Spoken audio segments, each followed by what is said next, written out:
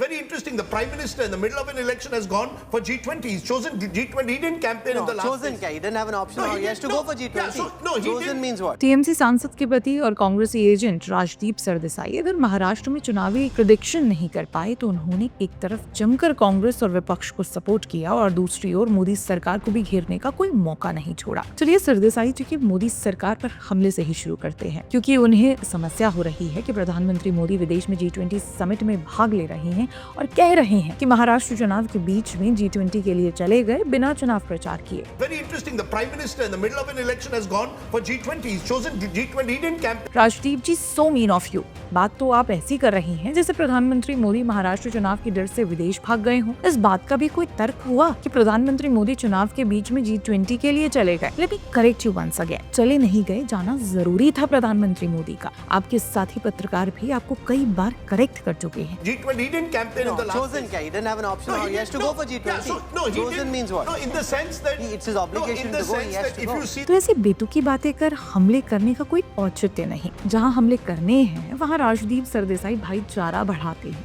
हाँ, हम कांग्रेस की ही बात कर रहे हैं। अब देखिए ना, सरदेसाई जी ने विनोद तावड़े के वोट फॉर कैश मामले पर खूब आउटरीच किया, मगर सुप्रिया सुले के बिटकॉइन मामले पर चुप्पी साध ली, एक शब्द नहीं बोला गया। क्या ऐसे होते हैं पत्रकार? चलिए ये भी छोड़िए। सरदेसाई जी, मैं सवाल करना चाहूंगी कि क्या आपने विनोद तावड़े के वोट फॉर कैश मामले का फैक्ट चेक किया? नहीं, मालूम है नहीं किया, लेकिन सुप्रिया सुले के बिटकॉइन मामले का आपने फैक्ट चेक जरूर किया है। सुप्रिया सुले और नाना पटोले के ऑडियो मैसेज को AI जनरेटेड बता चुके हैं आप। ऐसा लगता है जैसे कथित पत्रकार राजदीप सरदेसाई और कांग्रेसियों के बीच कॉन्ट्रैक्ट साइन हुआ हो कि तुम पत्रकार बन कांग्रेसियों की छवि बनाओ और हम तुम्हें पूरा सहयोग देंगे। जी हाँ, कांग्रेस और कांग्रेसी कथित पत्रकार राजदीप सरदेसाई के बीच संबंधों का एक और खुलासा करते हैं। दरअसल जब राजदीप सरदेसाई के पिता दिलीप सरदेसाई को 1993 में मनी लॉन्ड्रिंग मामले में गिरफ्तार किया गया था, उस समय महाराष्ट्र के CM रहे शरद पवार ने राजदीप सरदेसाई के पिता दिलीप सरदेसाई की मदद की थी। यही वजह हो सकती है कि आज वो अपना कांग्रेसी फर्ज निभा रहे होंगे, यानी उस वक्त शरद पवार ने राजदीप सरदेसाई के पिता की मदद की